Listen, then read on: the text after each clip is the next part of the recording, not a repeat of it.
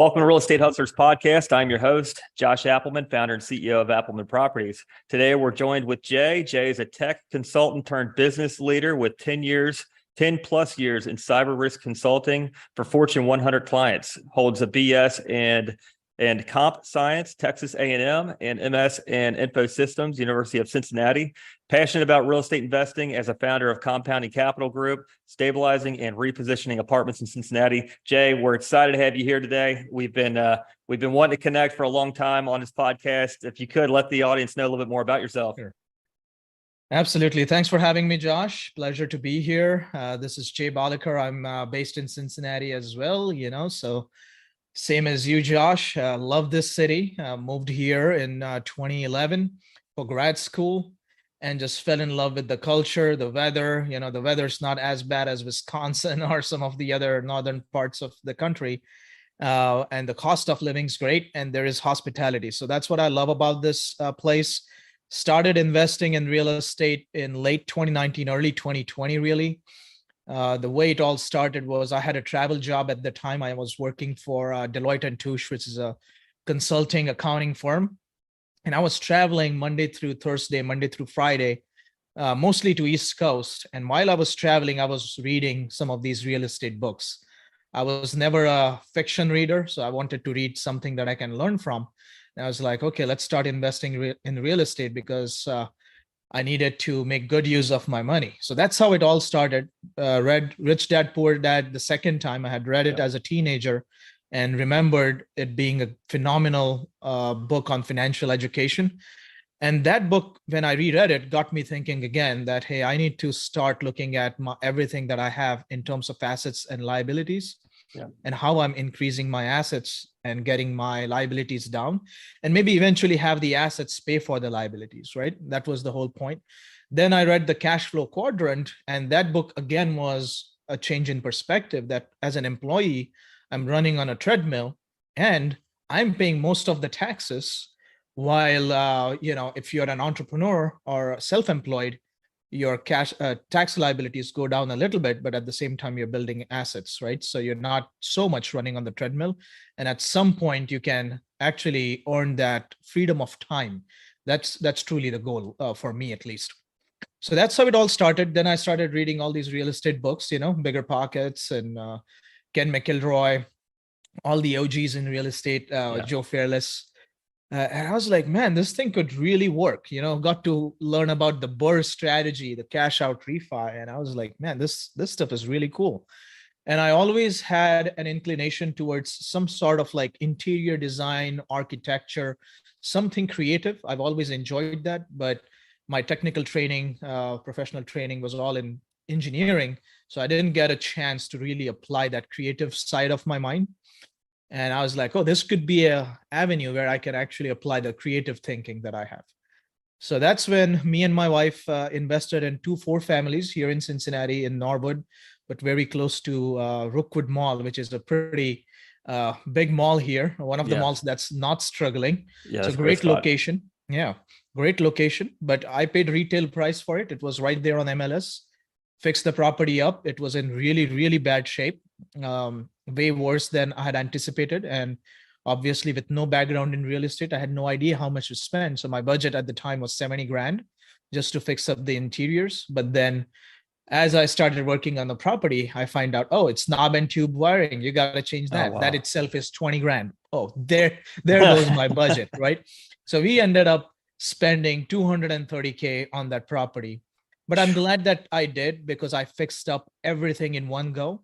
Rather than trying to fix up a little bit now and a little bit during turnovers, it would be even more a nightmare. So fixed up everything. Thankfully, I had a large enough HELOC on my personal property to continue to fund the overage that we had. And because of the location, you went all in then. I went pretty much all in. You were committed 100%. There was no turning back. You leveraged your assets. Correct. I leveraged my personal home and there was no turning back because sure. One option could have been, man, this is turning out to be a lot more than I can handle and just offload the property. But offloading the property halfway would mean taking some losses. And that was not an option. I just wanted to see it through. And because it was all funded using my capital, even if I made money after 2 years, I was okay with it. Even if I Yeah. lost money for the first 2 years, it's fine. You learn through the process. The learning is worth something. So I learned a lot through that entire renovation process, because we had to change all the electrical, plumbing, HVAC, floors, plaster walls, you name it. And the roof set collapsed. So new roofs, new exteriors, all the trim work, all of that, asphalt work. Yeah. So in that one project, I got to know everything about the exteriors, interiors, the mechanicals. But It was what a was your huge learning. experience before? Because and I don't mean to cut you off, but this is good Sure. stuff. So what was your experience going in with construction knowledge, and then like before you started everything? Zero experience, like DIY stuff like staining my own deck and laying some LVT flooring in my house. But that's like very basic, as opposed to, and when you're staining your own deck or laying LVT floors, you're not thinking ROI. It's your home. You're picking the best LVT floor there is you can buy, Sure. and you take a month to lay it down. You can't do that in an investment property. Time is money. Yeah. Materials you cannot overspend. Decorations you cannot overspend. You have to make sure that you're thinking in terms of ROI all the time. So it was definitely a huge learning experience for me. Do you feel like now I know your experience now, and we'll let the listeners know here in a minute, but now you're very much more knowledgeable. Do you feel like there were costs that you could have cut from your initial investment thinking back now, or do you feel like you still would have been doing the same exact thing with same pricing points? Thankfully, during that first project, for every little thing, I got like 7 to 8 bids. And not only Nice. those contractors would give me prices, but they would give me ideas too. They'd be Nice. like, hey, you know what, man? You don't need to do all new brickwork. Just do tuck pointing. Hey, and then I was trying to restore the chimney we had. And one of the contractors gave me an idea that, why are you restoring this chimney? What is it even being used for? Knock it down and just get the side vent water heaters. And those Nice. side vented water heaters were like $4,000, as opposed to rebuilding the chimney for 20 grand. Wow. So That's extremely smart. You got multiple bids, and then you were also reading in between the lines of each contractor to the next one. exactly. That's huge. I think the listeners need to know that, because if they're going in and rehab and get multiple bids, and Yep. don't put all your faith into just one. That's one point of view. Cool. Exactly. I'll let you go on. That's awesome.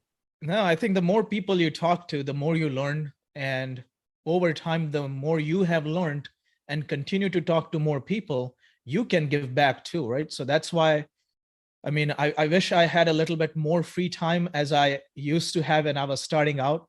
But these meetups and conferences, they are crucial, because that's where you get to learn, you get to connect, network, and even potentially give back, right? So there was a lot of learnings from the contractors, but also I was going to, the first time you and I met, Josh, was at a local Joe Fairless meetup, the best ever Correct. meetup, right? Yeah.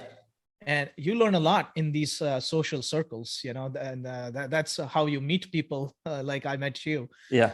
So Well, and you see what others are doing. It's kind of like the insiders. You see what others are doing, how what they're working on, and where they're heading. And if you gain just one nugget off going to a meetup, I mean, that could change the trajectory of your business plan going forward too. Absolutely. It's 100%. huge. Absolutely. Yep. So you got you got 2 4 units. So you've got 8 units. You were the biggest liability, and you wanted to make sure you could do it first before bringing on any partners, any investors. You wanted to prove it to yourself. Because I did the same thing, so I know exactly where you're at. What was the next? You knew it works. What was the next step? What was the next? Because you've grown a bigger business now, much bigger. Yeah, the next step, the way it slowly grew, and by no means are we massive with 1,000 doors, thousands of doors. And that's actually honestly not even our goal. And I'll get to that in a minute, because everyone has different goals. But immediately after the 8 units, we did another 10 units.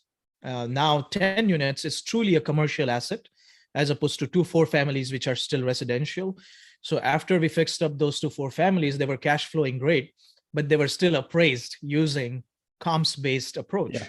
Right. So although our rents went from 450 to 1,000 on those 4 families, wow, that's incredible, which was a huge rent bump, cash flow was looking great.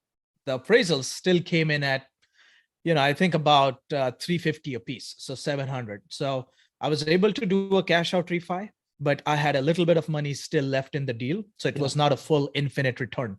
But we did a cash out refi on that same deal again after a year. And this time they appraised at 450 a piece, and we were able to completely pull all our equity out. Nice. So at this time, it's an infinite return deal with positive cash flow, and I still self-manage that property. The 10 unit that we did after that, the reason we did 2-4 families first was because banks usually would not give you a loan on a commercial asset unless you have some experience. So, but residential was just based on our credit. So we got the residential loans pretty easy. But now that we had these 2-4 families done, now we got a loan for the 10 unit commercial property. And now, same story, rinse and repeat, renovated everything.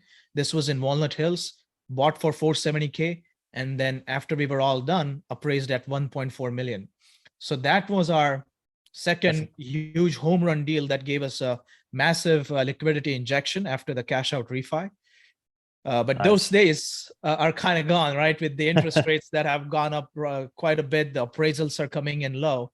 Yeah. So we were trying to do those cash out refis, and people who've done this for the last 10 years have done really well through those cash out refis.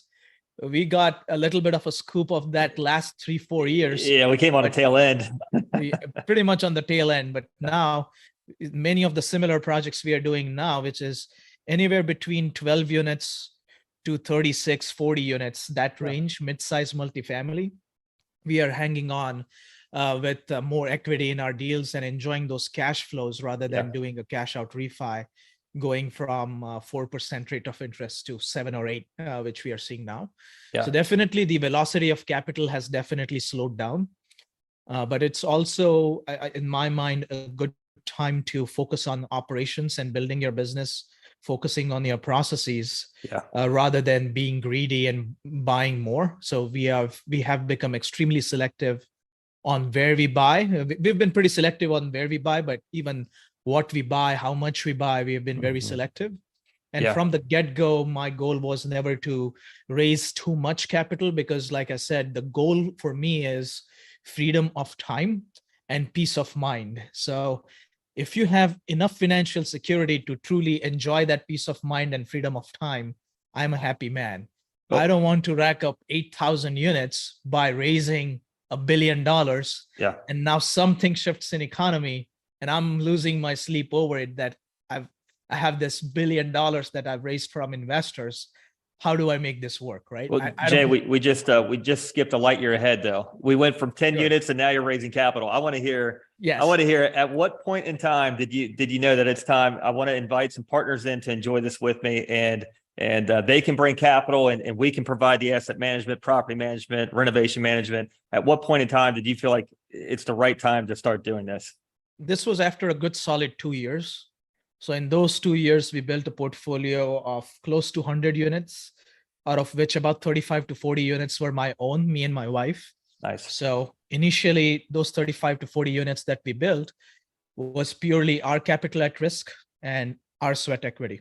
So after that was done, we had built somewhat of a track record to show that we have repositioned about 5 properties, 40 doors, to start raising capital. The other reason for starting to raise capital was we were out of our own capital.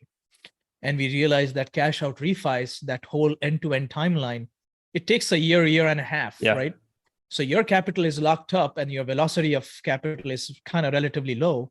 But if you can raise capital, then you can do more deals and expedite that churn, if you will. So that was the goal. And then we started working with our friends and family, really people who we truly knew. And before even we raised any capital, we first walked them through what could potentially go wrong before even we started talking about what could go right. Like, yes, this is by the end of the day still an investment. You could still lose money. But then the chances of you losing your money are low because of A, B, C, D, right? All the reasons why real estate is such a wonderful asset. And but these were the people that we already knew and they already trusted us. You know, they knew us as people, as human beings. So they were willing to partner with us.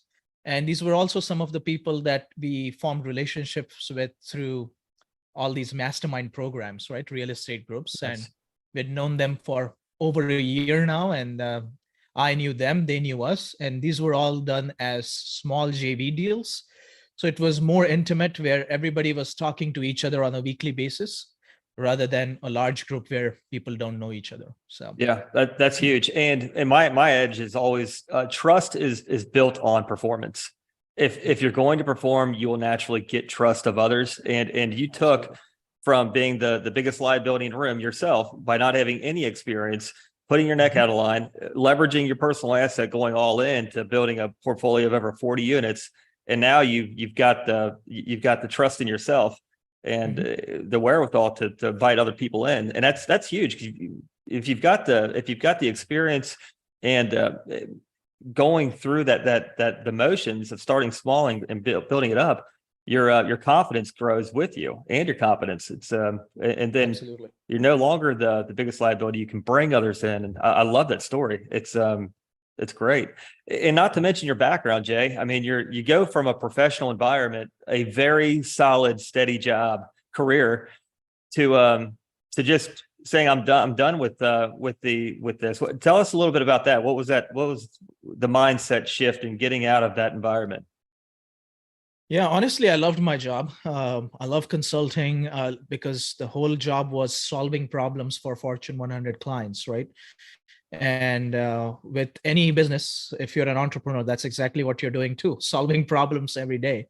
So that's what I was doing for our clients, which is why I loved it. But it came to a point where we were buying real estate assets, and real estate or any business, nothing is passive in life. Everything is active. You have to put in the work, Yeah. money is not just going to double up while you sleep. Someone has to work. Sure, you can have passive investors, but there has to be an operator who is giving their 100% to the asset and to the operations. So being an operator, I was dedicating a lot of time and energy for stabilization and then the operations of these assets. So it came to a point when, especially when we had crossed that about 250 to 300 door threshold, I was at a point where I could see myself either doing justice to my employer or to my investors. And I didn't want to drop the ball on either side. I wanted to make sure my investors are always taken care of, and I'm not ignoring the assets that they're investing their capital in. And at the same time, I wanted to make sure that if my employer is paying me six figures, I can drop the ball there. And if I do leave, I wanted to leave on good terms rather than getting kicked out. So I had come to that point and that realization. And then the cash flow was from my real estate investments was at a point where I could survive on cash flow. It was by no means making me rich, but it was enough to pay the bills. So I was like, okay, let's take a chance on ourselves and let's make this decision. My wife still has her W-2. So now I can offset her tax liability using the real estate professional status as well, which is a benefit. We don't see a huge chunk of money that just goes away from the paycheck every year. We don't see that. So that's an additional savings. So all of these different factors came together.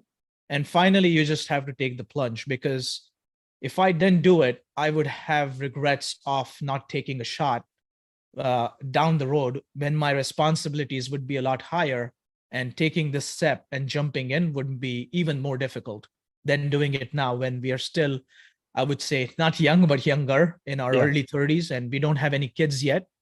And that helps make that decision, because if you have more responsibilities, it's you got to think about all of those things before you make you're constantly recalculating, and then you've got the little rugrats running in on you on meetings, and it's joyful having kids for sure, but you definitely have an upper advantage when going to masterminds and meetups and meetings, and that all is extremely disruptive to anyone's life. And I say disruptive because you're booking plane tickets, you're showing up for 3 to 4 days at events, you're taking time out of family time, and it is extremely important though to get in the room in real estate, because relationships are everything in real estate. The more people you know, the more people that know you, it can truly change the how far your business can go. Tell us a little bit about that, Jay, because I know that you're in masterminds, you're in groups, you educate, you teach. Tell us a little bit on that front.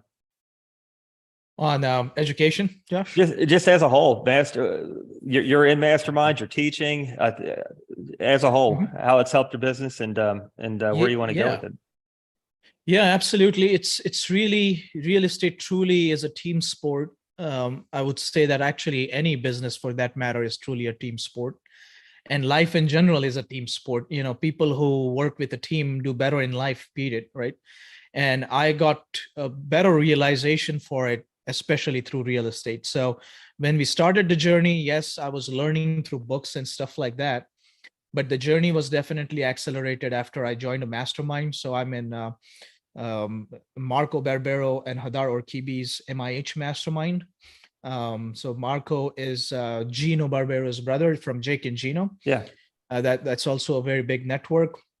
I was looking into Rod Cleef's program. There's so many different groups, but I wanted to join a mastermind where we are working on building relationships and taking down mid-sized assets first as JVs and making sure the deals we are doing feel more like family, feel like small transactions done within a family, generational wealth building assets, right? Not something massive. Because I do agree that when you go big, there's more zeros, but the work stays the same. There's more zeros to your profits, but there's also more zeros to your mistakes. Yeah. And I firmly believe in getting good experience and good learning and good education and building a good team and a good network before trying to go after really large money and raising large capital. That's my belief. So I was a part of that mastermind. I graduated. I was also part of Vinny Chopra's program and learned a lot from Vinny, not just about multifamily, but just from his personality. He's such a go-giver, a very positive person. And I learned a lot from Vinny on that. Very high energy. So I think in general that education, but also the personality, how people are connecting with each other, how people are taking deals down together, how people are filling in different roles, one person being an asset manager, a few people helping with capital raising. I saw all of that after I was part of these masterminds, because otherwise, as an outsider from books, it's very difficult to get that inside view. And the other biggest benefit of joining any educational program is you meet other like-minded people who then eventually become your partners in deals or business partners, right? And Jason, who is my business partner, he works on the underwriting and helps me with asset management. And then now Alex Sam, who's a part of our team, and he's helping a lot with marketing, brand building, and also capital raising. We've met through these mastermind programs. That's where I've met these people, which would be impossible for me to meet them because they don't live in Cincinnati and they're not engineers. And my network before real estate was all engineers, people doing cybersecurity work, or people living in Cincinnati, right? So definitely education and mastermind programs was a game changer. And you're in the room with all like-minded people and individuals. And it's amazing to me. It's very cool that everyone in real estate loves personal development. They just consume information. There's no TV time. If the TV goes away now, it's absolutely. And there's still not enough time in the day to consume more content on investing, on waterfalls, on distributions, on just there's so much to learn, and there's not enough time. And that's where you have to put great people in front of you as well to help pillar the operation, because experience is everything. It's in learning how these things are structured behind the scenes, is there's not videos out there. You can't find a video on how a waterfall or how a general partnership is truly structured by percentages. You've got to get in the room with these other groups, and then you've got essentially power by numbers. You've got a lot of people that want the same thing, same goals, and you can do some great things. Absolutely. I totally 100% agree with you on buying small, getting a small select group of people together, and everyone benefiting from that asset acquisition. These the big properties, big capital raises, those returns take incredibly long to circle back. If you've got a 250, 300 unit asset and every one of those units needs to be renovated, the motions it takes to go through the entire CapEx and just to do a full cycle, I mean, you're 3 to 5+ years, and then cash flowing along the way. By the time cash flow is dispersed, and you could be making even more on a smaller deal on a personal level than taking down a huge asset with a lot of people. It's Right. True, and the market is changing as well a little bit, and I think the last 10 years was an incredible time. Even if you took a little bit of a risk and a chance and went from 10 units to buying a 200 unit and made a couple of mistakes, but mostly did right by investors, those mistakes would be covered up due to the market being on yeah, your side. But now that the market is changing, even the smallest mistake, you're going to be paying for it, and your investors are going to be paying for it. So I think it's time to be extremely cautious. Nothing wrong with large deals. I mean, we were trying to find large deals, but we yeah. were just not finding them at a price that was acceptable for us. So, it was just being sold at pro forma, not even between actuals and pro forma, but at pro forma. So again, I mean, I would like to clarify that nothing wrong with larger deals and raising more capital, as long as the quality of deal is there, I think, and the experience. So definitely need to be careful with the changing times now. So. I'm glad you said that. As long as it pencils out, because that I think that's the what I've got against all these. The larger deals, the brokers are selling based on performance. The seller's mindset is sell on a future value, because the property down the road is achieving higher rents because they went through the renovations. But yeah, there's definitely economies of scale with larger properties, and the zeros are greater for sure. So Jay, how many units is in your portfolio now, and where are you heading? Currently, we have a little over 500 units in our portfolio, which includes our co-GP deals. Our personal portfolio as lead sponsor, we are around 300. We continue to buy like these mid-sized deals in the $3 to $5 million range, because those are the deals that we can even fund using a small balance agency loan, or really even a local bank. Yeah. Why I say that? Because I like to stay away from floating interest rate bridge debt. And that bridge debt is going to cause a lot of heartache to a lot of people. We are already seeing that. So I like to stay away from bridge debt, which is why we like to stay with local banks and in that size range, or larger unit if it qualifies for agency day one. Right now, we are more so than ever trying to stay away from floating interest rate bridge debt. The goal is to continue to acquire, but acquisitions sustainably is really the goal, which is why we don't truly have a door count goal. If we find 3 properties in a month, which are home run deals, we'll try to close on all 3. But if a year goes by and none of the deals meet our criteria, we'll sit on the sideline for a year and not buy a single deal. Yeah. I do feel like buying good deals that make a lot of sense to you and your investors, rather than buying more deals, makes more sense. And I think all the people who've been in real estate and survived multiple market cycles in 2008, that's what I've learned watching their journey, is they've had the discipline to stay out of market when times were tricky. Yeah. They buy conservative and keep what you buy. That's the biggest piece. There's a perfect storm for sure coming. There's a lot of interest only loans out there that are getting ready to start amortizing. Bridge debt, loans coming due. You've got the commercial sector, that office space that is there's a lot of things happening. It's going to be a very interesting, I feel like, fourth quarter this year, and then going into next year, who knows? It's a lot of things have happened in the past 2 years that are going to come and haunt many groups, but very cool. Absolutely. Jay, very, very good to have you on the show. If somebody wants to learn more about you and reach out, how can they get a hold of you? Yeah, our website is compoundingcapitalgroup.com, all one word, and that's compounding with an ING. Or they can look me up on Facebook. I'm pretty quick in my responses on Facebook. And they can also follow us on LinkedIn or Instagram, same name, Compounding Capital Group. Awesome. And I can also put in my phone number. If anyone wants to shoot me a text, they can hop on a call with me. Jumping on a call with people is one of the things that I truly enjoy, getting to know new people. So my phone number is 513-376-3884. That's 513-376-3884. Awesome. And then we'll have your information when we repost this episode as well. And Jay, truly appreciate your time. Love the journey and look forward to talking to you here soon. Thank you, Josh. It All was right. truly a pleasure.